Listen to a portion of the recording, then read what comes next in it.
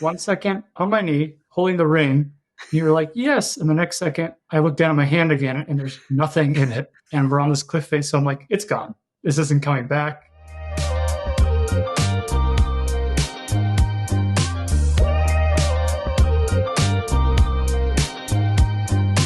Welcome back to Dating Intentionally. I'm Talia. I'm a dating coach, and I'm sharing no-nonsense advice for navigating modern dating with confidence and ease, whether you've been on dozens of dates or you're just getting started.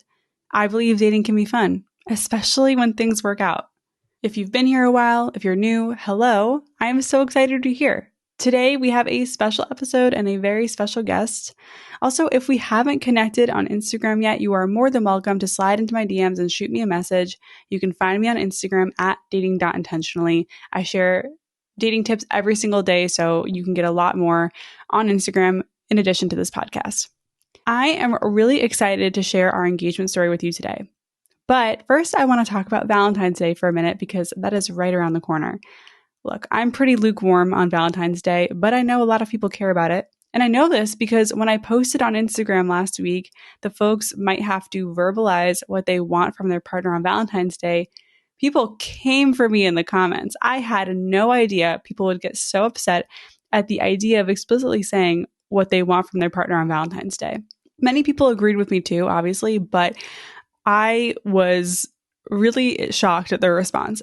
I still stand by my original advice, even after reading so many comments that basically said, everyone knows what Valentine's Day is and a real man would plan a date and give you a gift without you asking. Oh boy, I have some bad news for you. Not discussing what you expect on holidays, birthdays, and anniversaries, including super commercial holidays like Valentine's Day and Christmas, is a recipe for disappointment.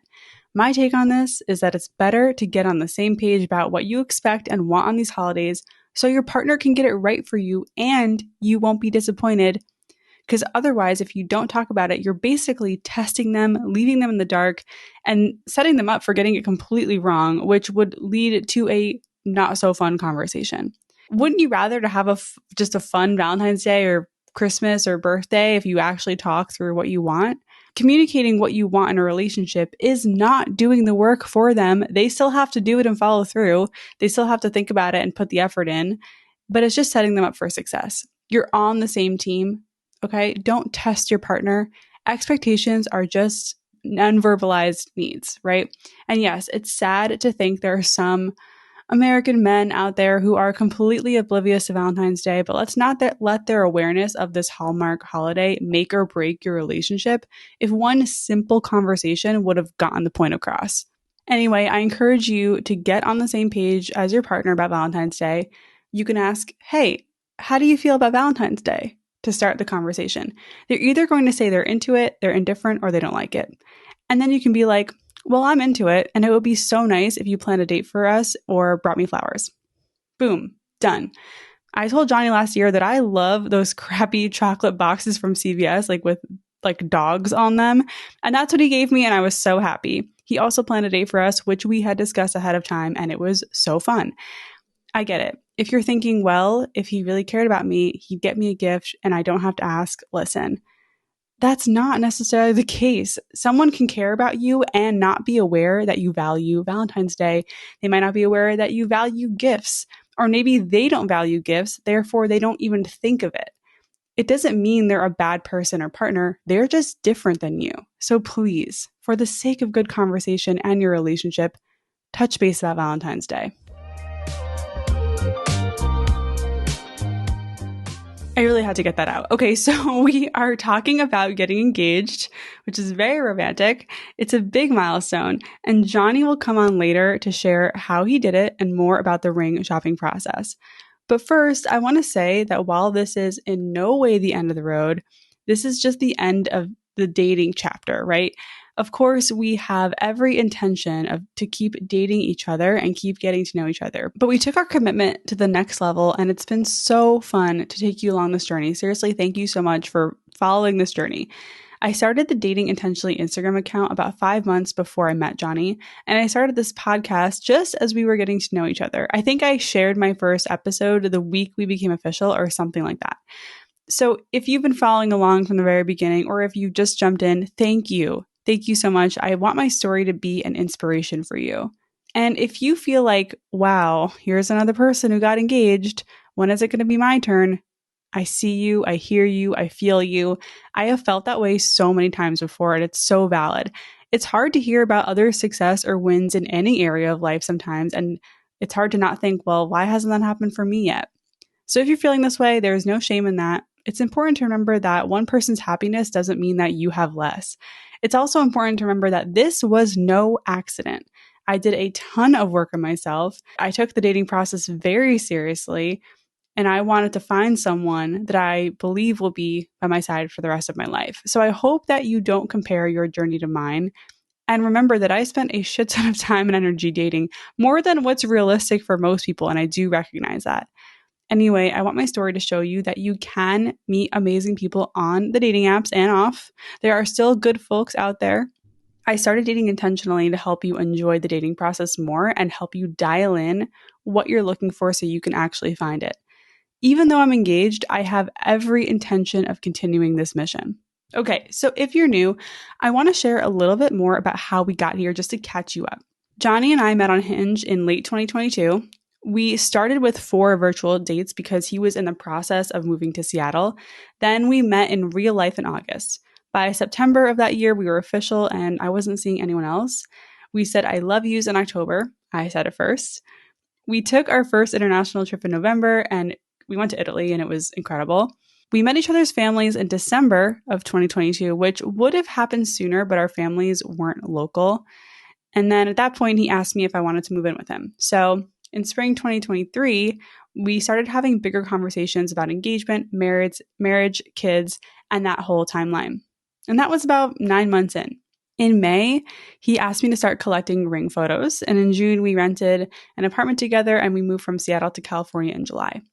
Moving into both of us meant that we had every intention of getting engaged and married. This was a year after we met.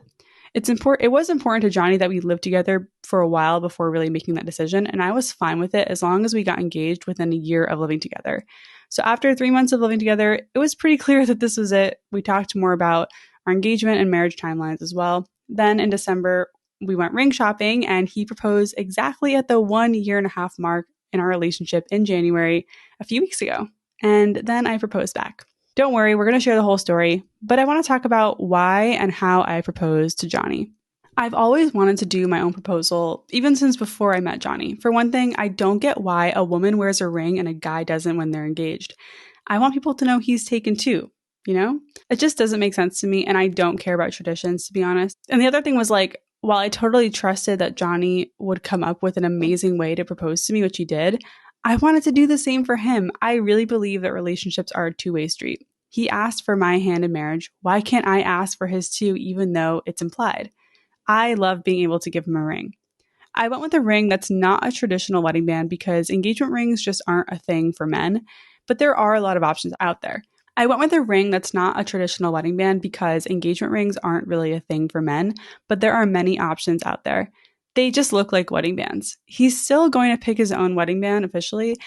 His engagement ring, in my mind, was more of a symbol and something more temporary that he could wear until we get married.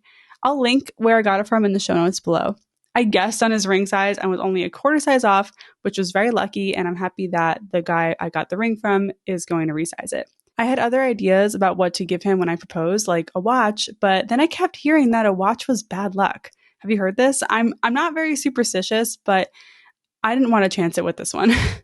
Apparently, a watch symbolizes running out of time. I don't know. If you're thinking about proposing to your man, do whatever you think you'd like.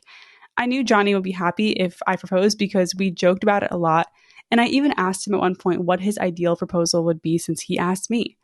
I'm glad I took his temperature on it because I'm sure there are some guys out there who just wouldn't be as into it, and that's fine too. The cool thing about relationships is you can do whatever you want and whatever makes sense for you and your partner. You don't have to follow anyone's rules or traditions. You can do whatever aligns with your values. Reciprocity is something I value, so giving Johnny a ring made total sense to me. I love seeing him wear it too. I didn't really care either way if he wore it. I just knew I wanted to propose with something to symbolize the commitment. It's really nice that he wears it and shows it off to people. So I'm going to bring Johnny in now, and he's going to talk about the ring shopping process and how he proposed. Let's do it. Johnny, I just have to say, this is really bringing me back to our first date. No, wait, I'm an author too. Let me get the book. We're just recreating our first date. For listeners, we are currently doing this on a Zencaster in separate rooms on video. Johnny is at his bookcase grabbing both of our books, our published works, and it comes full circle. You're a published author? Yep. Wow. I said the story already, but our first meeting was virtual like this, and here we are telling our engagement story. It's kind of wild. Well, there's one difference, of course. What's the difference? I wasn't actually in the same house as you during our first video call. You were in a completely different state. Actually, you were in this town, though, were you not? Yeah, actually, I was like a block away, 1 or 2 blocks away. You were 1,000 miles away. That's true. I was. Okay, so at this point, I think we should just give them the story of how this amazing proposal went down. I would love to hear your version, and then I'll jump in with mine after, okay? All right. Where should I start is the real question. Let's say we're waking up. It's January 14th. Okay, so that morning we woke up. See, it doesn't start the morning of, though. It actually starts a couple days before that. Okay, start there. You, at one point that weekend, were not going to even be in town because you were going to be dog sitting. And that was going back and forth down to like the wire. And so that weekend I was like 50-50. I'm either going to propose or she's literally not going to be around at all. And then I think it was Friday night or something that you found out you were definitely not dog sitting. And I was like, okay, it's on.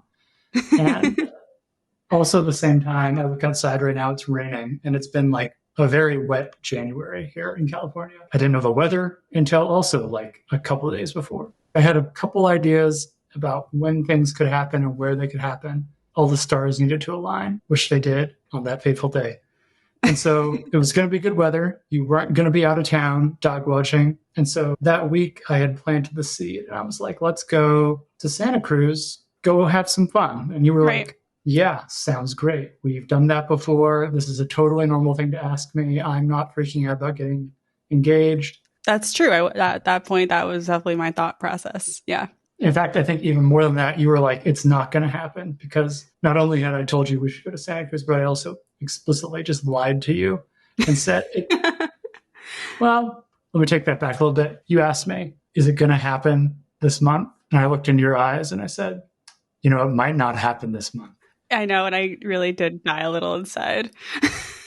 Immediately crestfallen. But what I didn't say was, but it might happen this month still. Anyway, so we have the whole thing set up. We were going to go. So morning of, we just got up and went. It wasn't nothing interesting. We went to a coffee shop, had some breakfast, went to a bookstore, found this very book that you again wrote was in the bookstore, right where you left it the last time you signed it. Thank you for promoting my cookbook, the Work Week Lunch Cookbook. Yes, that's Work Week Lunch Cookbook by Talia Corinne. Bookstores near you in Santa Cruz. You will find a signed author copy. Okay, and then after that, what happened? We went to the farmer's market, bought you some bagels. Very important. You love Very bagels. important. Need the bagels. And then you were like, let's go check out the ocean. And I was like, now let's go check out the ocean on the other side of town, which is closer to where I previously lived like 10 years ago now. You wanted to check out the West Cliffs. Why did you want to go to the West Cliffs? Yeah, so West Cliff, like I said, it's like nearby where I lived more than 10 years ago now. And recently, again, it's been very wet January in California, and part of the cliff like literally fell into the ocean. And I'd seen a little bit of like news footage of some drone flying over it. I was like, whoa, that's wild. Literally the road's falling into the ocean. I used to walk there all the time. So I want to go see it because I actually wanted to go see it. But before that happened, I've been thinking that would be a good area because, you love the water, there's some trees, there's some sand, everything the body needs. It's beautiful. It's beautiful. It's a coastline. It's great. I was thinking about the pictures you would want. And then I took those pictures later, but that's getting ahead. And so we're there. We parked nearby. We're walking along. We saw the destruction. It was not awe-inspiring. It's like, oh, the road just fell in. Cool. It was cool. And so there we are walking along, and it's a beautiful sunny day. Every single bench along the cliff is taken by some obnoxiously happy-looking couple, young and in love. The nerve. I know. And so we're walking, and I'm like wearing a coat, and I definitely don't need to be wearing a coat because it's a sunny day. But I'm hiding a ring box, and so we're walking along. We walk like a mile or so, and I'm like, I'm gonna start sweating. Every single bench is taken. What is going on?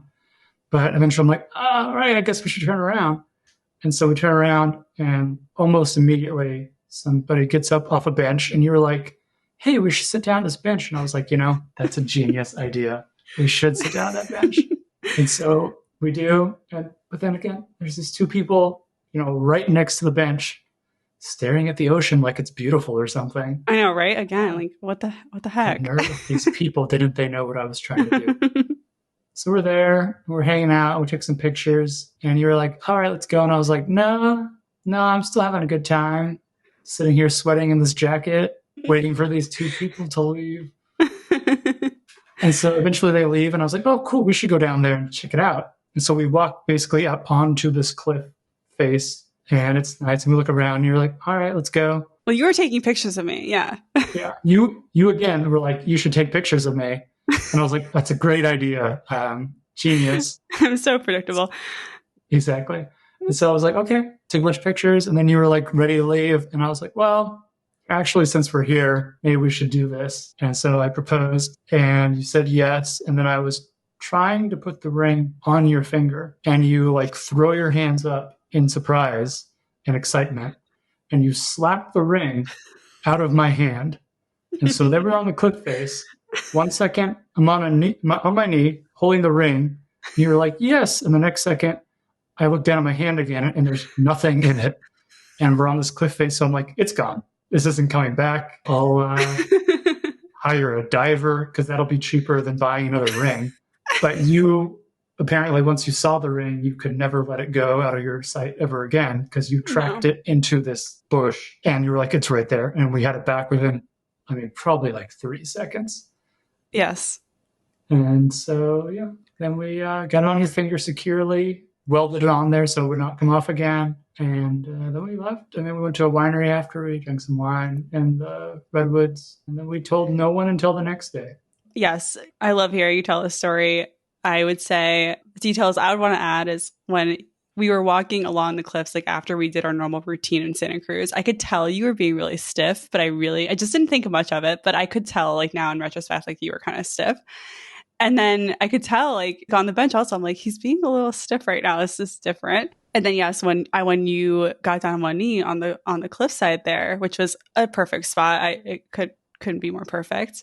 I thought you were joking because that's right. You did say like 4 times. You're like, "This is a joke. This is." I'm like, "Nope. This is real. This is actually happening." But why? Because you would pretend to get down on one knee frequently throughout the last few months.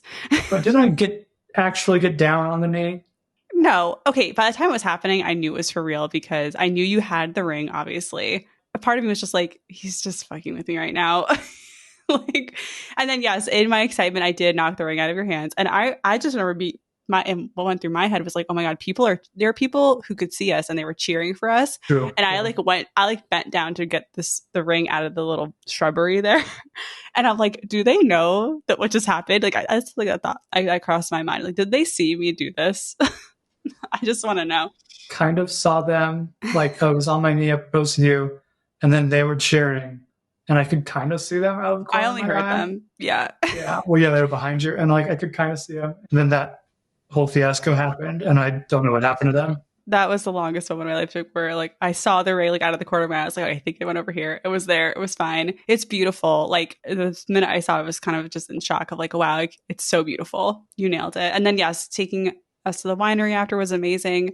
An amazing moment that I will never forget. And I really appreciate how much thought you put into it. It was exactly what we talked about, like in a really gorgeous setting, but like not with a ton of people around. And the pictures came out amazing. Even though you didn't have a photographer, we snapped some selfies and I love them. No, they came out really good. Yeah, when I was thinking about where to do it, I was like, well, she needs the photo, obviously. After Santa Cruz and that amazing moment, we spent, like you said, we took the day to ourselves. Then the next day we told our family. And so I had a ring for you. I ordered it in the beginning of November.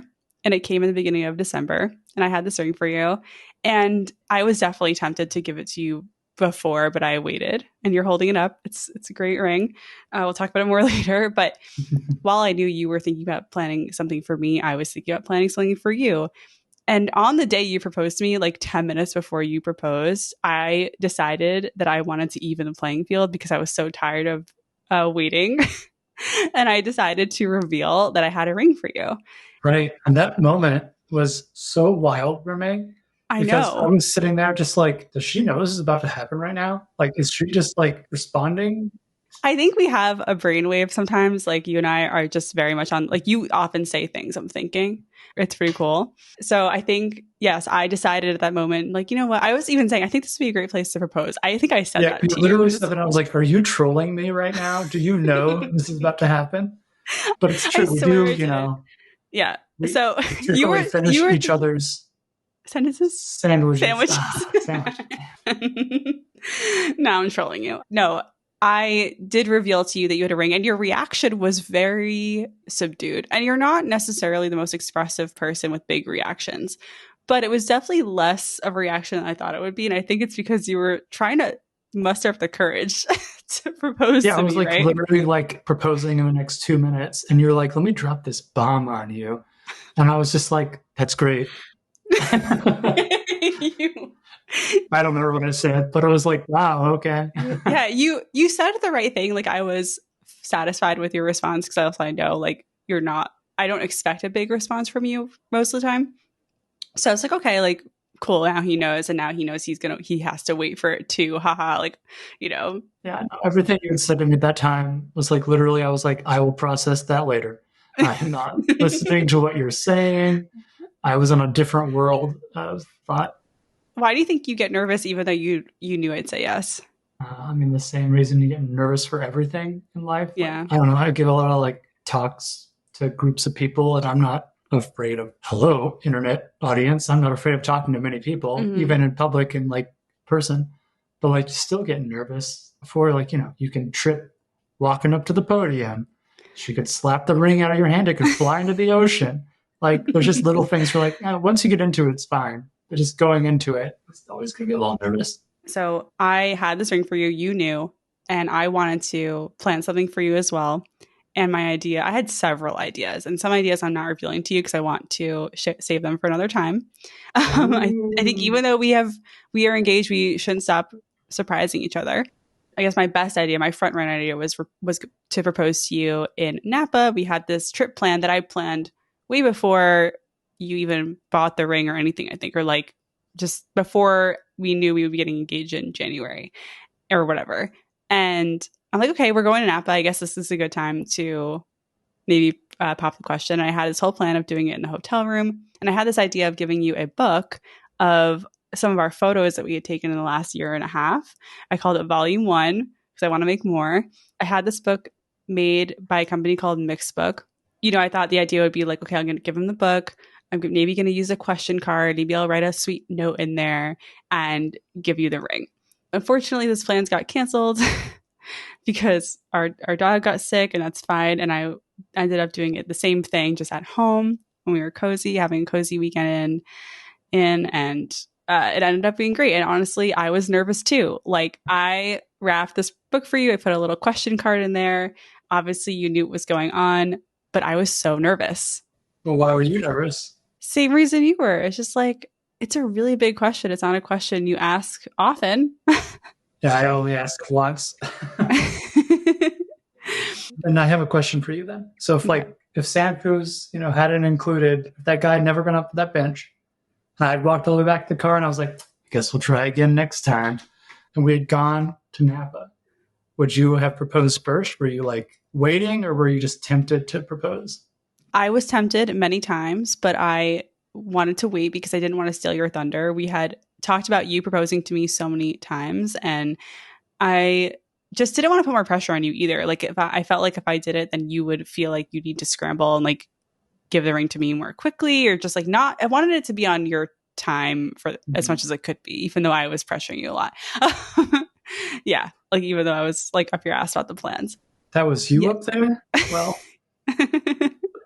Well, I'm glad it glad it all worked out exactly as it should have. I mean, Yes. it is a pretty cool ring. I like it. I mean, we were talking about like how it was swim at the ocean, and then we went to redwoods afterwards Hmm. and stuff, and that was cool. You gave me this cool. It's like a Hmm. wooden ring, and it's like a matte gray on the outside. So how did you pick that one out? Or like, I don't know. I've never seen a men's engagement ring. Men's engagement rings aren't really a thing. They are truly just wedding bands. So I looked at several different types of bands and I knew that I wanted you to pick out your own. Like giving you a ring was just kind of a symbol. I honestly didn't care if you weren't going to wear it. Like if you decided you would want to wear it, I wouldn't have been offended. I just wanted to give you something. Some people do like a ring pop, but I wanted to do something that you could keep.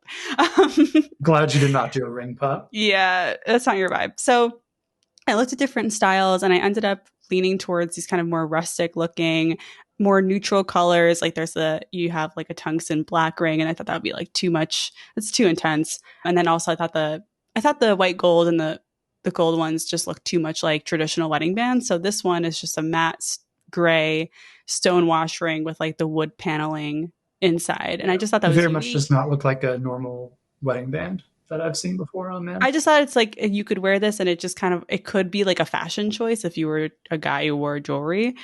It's like a casual, more casual than a proper wedding Um, band to me. I don't know. I haven't we looked a little bit, but I haven't decided what I would actually get Yeah. ultimately. And so maybe it'll be something like this, or maybe it'll be something else. I have no idea. Yeah. But you have that for now. And I got it from a company called Richter Scale Rings that I definitely recommend. He has a lot of rings. He's on Etsy, and I can link it in the show notes. Before it all went down, and I had basically convinced you it wasn't going to happen. We talked about the timing a lot, and it was like maybe in January. And then at one point, I got it, and I was like, okay, now I need to sufficiently throw her way off the trail so she won't know that we're gonna like do it this weekend. And again, like because there were so many things going on, I was like, it might not happen in January. I had no idea. So, but then eventually I decided it was going to happen, and we did it, obviously. But what was going through your mind when I convinced you it was going to be like later? And it was like, February or maybe March. There are two moments that I can think of. So there was one moment, I think before the new year, where you said that it might happen in March. And I felt in that moment just so sad because it's just like I was so excited for this moment. I've been excited for it for a long time.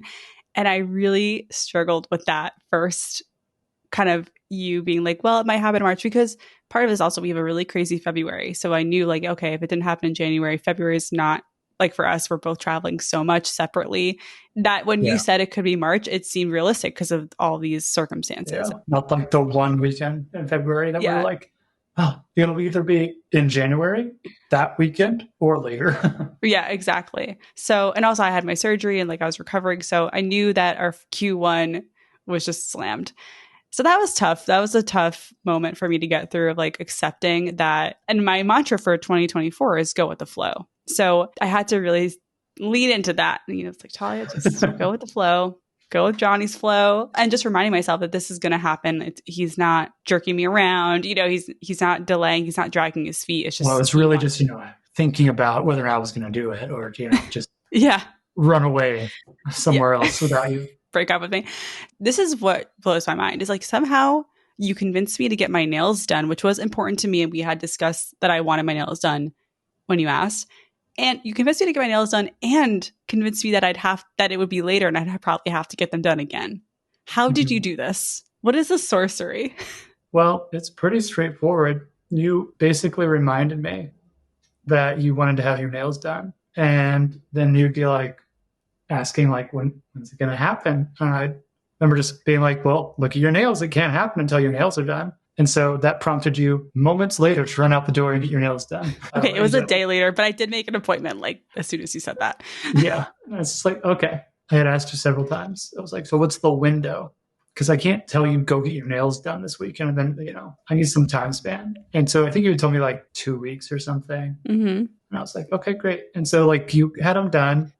And then like we had basically gotten our plans set for the weekend. But again, your dog watching was going back and forth. And I was like, that's when I was like, okay, well, I'm going to just throw you off now. Be like, well, because you were like, so I got my nails done. When's it going to happen? And I was like, well, it might not be this month. It might not be until February. Yeah. Then that night when he said that, I was so sad. I couldn't sleep. You were so sad. And I had to journal at 3 a.m. to kind of just get through that moment of just the sadness of just the wanting something so bad and not being in control of when it happens and sitting with it. It was tough. And sat with it, you did, for all of like one day. Yeah. So you really basically what you're saying is you put me through hell to throw me off. You're welcome. No, it's true. It's I did it to myself. So when you had the ring and everything, was Santa Cruz like a front runner idea for you? It was one of them, yeah. Again, like either ocean or forest or something. I wanted to do something like that. It wasn't going to be somewhere with a lot of people around. So it wasn't going to be like a restaurant. Did you ask any of my family members for permission? No, but like the week before or week of the proposal, your brother had called me. He was like, so I know you guys are talking about it. It's like, uh-huh. He was trying to see what was going on there. And, he was very nice. And he's like saying, well, like, I'm a big supporter of this and you. And so, like, I want this to happen. And he said, like, welcome the family and that sort of thing. That is so sweet. It's true. It was sweet. He's a sweetheart. And I told him, like, maybe this weekend or next weekend. Because I think at the time, again, like, I didn't know. Like, your never-ending plan changes were just flip-flopping back and forth for no reason that weekend. So I was right on the edge. Did you get annoyed with me throughout the process at any point? No, I think you got annoyed at yourself, though. Because I did. You were, like, obsessing over various aspects of this. And at some point, we just, like, sat down. We were just like, you just need to stop worrying about this. Because, like, it's going to happen. I was like, I think I said at the time, like, it'll happen in this 3-month window. And, like, we're 6 months away from that or whatever it was at the time. It's like, why are we worried? I did put us in engagement conversation jail. You're right. Yeah, exactly. Yeah, for a while. That lasted for a good, like, 6 weeks of conversation jail. It was end of the year. It was like November, December. And, like, we're doing all this other stuff. And you were, like, obsessively getting into it. I'm like, we don't need to do this. Yeah, there was no point. Happen. Yeah, we knew it was going to happen on the most popular day. It was going to happen on Christmas or Christmas Eve or New Year's Eve. Yes, the most popular day we found out is Christmas Eve, Christmas Day, New Year's Eve, New Year's Day, and then Valentine's Day. Those are like the most popular days for proposals. Yeah, wild. What did you think about getting proposed to? Well, based off the number of times, so unlike me, who could clearly keep a secret and a surprise coming, you are completely incapable of doing that. I don't even know how many times randomly you'd look over at me and be like, you have no idea. You don't even know what's going to happen. And I was just like, I think I have a pretty good idea what's going to happen based off everything we've talked about. Yeah, I am horrible. I love surprises, but I am horrible at them. And yes, I would say that because it almost comes out of my mouth and I have to just say that instead. So was it a complete surprise? Definitely not. But that's okay. I mean, if a proposal is a complete surprise, it's probably not going to end well. Yeah. I mean, well, what about just generally the idea of your female partner proposing to you, a man? We had talked about the whole proposal process. And like, it was clear that you wanted me to propose to you. And that had always been, my expectation as a man. I'd be proposing. But if during that process you had been like, I really want to do it, I would have been fine. It wasn't something I like needed to do. But then, you're never, your inability to keep the secret. So I kind of knew, because we'd be like talking about engagement rings and you'd be like, you don't even know. And I'd be like, well, you have an engagement ring for me. Clearly, you're giving it away. You never said that though. You never actually, no. Because you're nice. It could have been other things. I appreciate how open you are. But I was excited. That's good. I'm glad. You seem very into it. Let's talk about the ring shopping process. People really had a lot of questions about this, and you became an expert in this. So we went ring shopping in December. What was that like for you? That was the first time I'd ever been into not a jewelry store, but there's a significant amount of wedding bands and engagement rings and stuff. So I think by the time we actually went in person, I knew like 90% of what I was to learn about this whole process. So that's fine. I mean, they measured our sizes. They got our exact sizes, which is definitely something you have to get somehow. And so that was good. You went in, we had talked about it before, and you had shown me pictures before of things you were interested in, and we came out having something completely different. Yeah. And from that perspective, I'm glad we did it. Yeah, I don't wear a lot of jewelry, so I was adamant about trying them on. This is something I want to enjoy wearing. I didn't want you to have to guess and then get it wrong because there are so many shapes and sizes, and it's just I love the experience. It felt very romantic to do that. I was so happy that day. It was such a fun day for us. We had lunch after, and I think I think it made both of us really excited for like we were getting closer to the actual process doing it. Well, that was in December.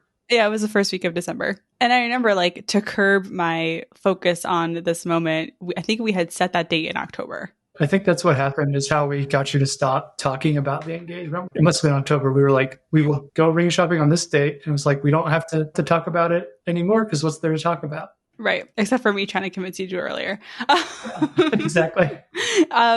Okay. So after we went ring shopping, what was your next step? Go home, buy the first one I found on the internet. Right. Wrap it up. No research at all. No research whatsoever. So I think going into that, I already done a lot of research into this whole weird industry of diamonds, which is completely just a terrible, terrible industry that is completely fake. And the prices are so artificial and they've been inflated for years, and diamonds aren't rare. In case you don't know, diamonds aren't rare or intrinsically valuable. They're a common stone. It doesn't have any use. But Johnny, I thought diamonds are forever. I thought that the diamonds are so special. I mean, what? They are pretty hard as a stone. That's a cool thing about them. And I mean, if you buy one that was made, quote unquote, in the earth, it is probably 4 billion years old, which is kind of cool. Or the one I got you, which is definitely not an earth-made diamond, which is not even a good name, but it's like the closest thing that people are using now. So we got a lab-grown one, and there's different kinds. And yours was made in November 2023, and it'll last for 4 billion years. Great. Well, what was the resource you used for shopping for a diamond? Because I feel like there was one site you really liked. Oh man, there were so many sites. So like there are 1 million different but good jewelers. They all have online presences. All of them will make you anything you want custom, probably for free. If you show them a picture of a band and you're like, I want this one, they'll make it. It doesn't cost anything to make a custom ring. So they're happy to do it. The markup's huge. But it does cost something. If you're talking about doing a custom ring, I mean, if it's really elaborate, sure. But if it's like a fairly basic or common kind, they'll make the mold or cast or whatever it is once, and they can use it forever. If you're talking about buying not the diamond, just the band itself, if you're not that being in the range of like $1,000 to $2,000, the cost of making it custom is not significant in there. Right. I hear what you're saying. There's like that part, but then there's also the actual diamond itself. And so if you want a real one or you want a lab-made one, there's obviously the 4 C's to describe all these things. There's nothing like that inherently makes them good or bad. Right. And you can hardly tell from the naked eye like any differences. And you can tell some things, but a lot of things you can't tell. Almost none of the things. Yeah, it's like almost none of the things except for how big it is can you tell with your naked eye. But there was one site that you were using that I remember where you were researching different diamonds. Do you remember what it was? Yeah, it was called Stone Algo. Right, stonealgo.com. Okay, why did you like this one? Well, I'm somewhat of a scientist myself. Somewhat. A lot of my life is data and numbers and plots and things that are very exciting for me and no one else. But like the cool thing about that website was that it lets you filter on each of those things individually. So you could pick like, I want one that has a color rating of this and a size of this and whatever. And it's basically it was just a database of everything available on the market. And so you could be like, okay, of the 50,000 diamonds, or I have no idea how many there are. I mean, you can do things like sort it by price and just find the cheapest one. And that was nice because a lot of these online places, if you're like, I want this one stone, they will just get it. Again, it's not like anyone owns these things a lot of the time until right before they sell it. They don't want to hold an inventory of thousands of diamonds and then be like, I hope someone buys it. And so that was great because they had it, and it was nice to be on one website where it was kind of uniform compared to looking at a bunch of different individual websites because they were all over the place. And unless you could also like see a 3D video of the diamond, it's just like you have literally no idea what you're buying. All diamonds, if you look at like a bunch of 2 carat diamonds, they all look identical. You can't tell. But if you look at like a 3D video, sometimes you'd be like, oh, this one does have like occlusions in it, or you could see problems with it. I love how deep you got into this. And of course, now it doesn't even matter anymore. Yeah. I know now, like of my like 2 friends and relationships that I can think of that are engaged, I'm like, so if you're going to do it, yeah, I'll show you how to do it. I'm very excited. This is your new YouTube channel. How to I'm very happy to never look at this again. Where did you end up buying from? I ended up buying from this place in LA called Adiamor. I put in the order online. I found the stone on that other website, went there, had looked at a bunch of different websites. And again, like the ring setting that we picked for you, like based off the time we went and looked in person, I had a pretty good idea of what you wanted. And it's not that complicated or custom. Everybody makes one. For anyone listening, it's just a round stone with a pave band and a cathedral setting. And it's beautiful. I love it. I wasn't going for something super unique. Yeah. So I think at one point I'd gotten it down where I was like, I'll probably buy it from one of, these 3 or 5 companies. And like they all had some version of that. And I obsessively compared which one I thought you would like the most. In the day, yeah, they were good. I put in the order through them. They immediately called me and told me that that diamond was not available. Fine. And I was like, great, because they had already sold it. But again, like I wasn't like obsessed and was like, oh, diamond with this specific ID number is the only one in the world I can have. I was like, I want these characteristics. So I found another one the next day, and then they sent it to me like a week later. Well, you only had it for a week before you popped the question, which I really appreciate. When the ring arrived, I was recovering from my surgery and I saw it like come through the door, which is pretty funny. Yeah, I couldn't get you away from that. You couldn't no, I was on the couch. Like that's unavoidable. Also, we were like about to go to my follow-up doctor appointment like after my surgery. And you were worried that it was going to come while we were there. So it didn't. It was close. That morning it was like 9 to noon. They were going to deliver it. And I think noon we had to be at your appointment and like sitting there like about to walk out the door, and I was like, oh well, I guess they'll come back later. And then like at 11:30 something they came, and I was like, okay, we can leave. Yeah So okay, a few other random questions came in from Instagram. The first one is, did you discuss your visions for a wedding before getting engaged? Somewhat, not super elaborately. It was pretty important to you to not do all of that before we were engaged. You did kind of pump the brakes on wedding talk, which I appreciate, like in a good way.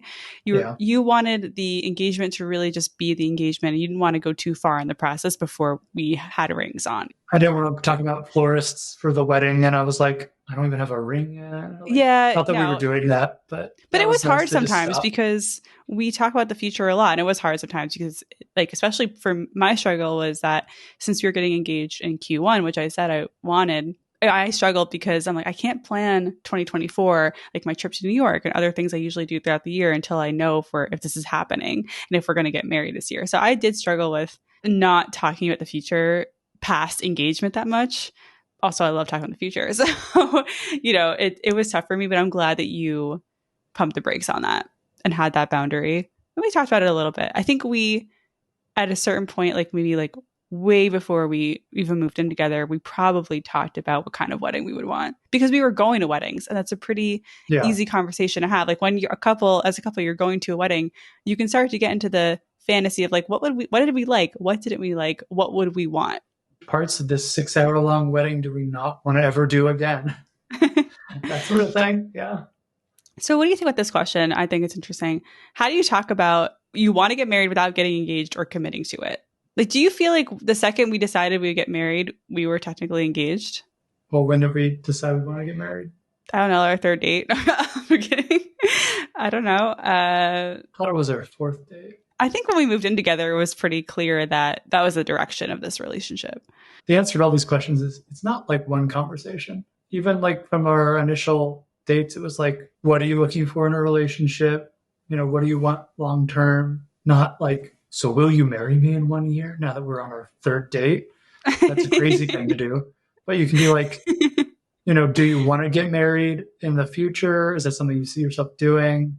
When might you want to do that? Especially if you're talking about kids. Yeah. I remember right before I went to Italy, we had a date at a sushi place and you asked me what I'd want our timeline to be for getting engaged and married.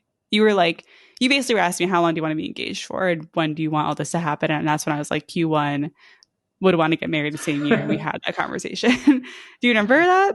I remember some of that. I mean, we had that conversation a lot of different times. But you really did bring that up though. Well, guys got to know. Yeah. I'm glad you brought it up. Okay. And the last question is, how do you decide you had dated long enough to know you were ready to commit to marriage? That's a hard question. That's a tough one. How do you know? We both know we're still taking a risk. We've only known each other 18 months. And by the time we get married, it'll be just over 2 years, which to me seems fine. That's what my parents did. Not that that worked out or anything, but I think your parents did too. I guess in my head, I had the idea that 2 years is long enough to know. And we could still change our minds. There could be something you haven't revealed to me yet that I would just be like, no, I cannot do this. Oh, I know you say that, but the truth is it's not true. I liked it. I put a ring on it. It's locked down, baby. You can't get out now. I can't get out? All right. No. I like it here. I'll stay. But basically what I'm trying to say is even though we are engaged, it doesn't mean things still don't fall apart. And also when you get married, things can still fall apart. So it's always a risk at any point in the relationship when you decide to commit and go to the next level. You still don't know what the outcome is really going to be, but you trust that you are headed in the right direction. Yeah, I agree with what you're saying. I mean, looking at the question, have you decided you've dated long enough so that you're ready to commit? Like, we're still dating. The rate of things I find out that are new about you has definitely gone down. But like, I still find out new things, and that's fine. I'm trying to think of what the last new thing I learned about you was. I think the last new thing I learned about you was last night when you told me you were in electronic music class and you played me that song. Yes. What a time to be alive. That song had not been played in 14 years. So it was resurrected from my old roommate's hard drive. Anyway, Johnny, is there any final thoughts you have on this process of getting engaged? It wasn't so bad. I'm glad I spent, 3 months' salary on the ring. Oh, wait. I didn't do anything crazy like that. Wait, that's how much you make? Nope. Everything they tell you in the diamond industry is a lie. Do not listen to them. Not to say that every salesperson is a liar, but do your own research, like anything else. Do your own research. Yeah, make your own decisions. Else. Don't let other people be like, well, you need to spend some absurd amount of money on this thing. Or it doesn't matter. Yeah. You should talk to your partner about what they want and make sure that aligns with what you want in this, like everything else. Yes. Great advice. Well, Johnny, thank you so much for joining us and having this conversation with the Dating Intentionally community. I appreciate your vulnerability a lot, and I love you. I hope you enjoyed this special episode. It was very nice to have Johnny on and talk through this whole process. Thank you for all your questions. These questions came from Instagram, so appreciate you being here. It's been really fun to go on this journey and even share things somewhat publicly, or I guess very publicly. I really like being able to inspire you. So I hope that is what you feel. All right. Thank you for listening. I love it if you share this episode with someone who's navigating dating and might need a little confidence boost or some tough love or inspiration. If any of these episodes have helped you in your dating journey, you can help me by leaving a stunning review on Apple or giving Dating Intentionally 5 stars on Spotify. I'd really appreciate it. Once again, I'm Talia. This has been Dating Intentionally, and I'll catch you next time.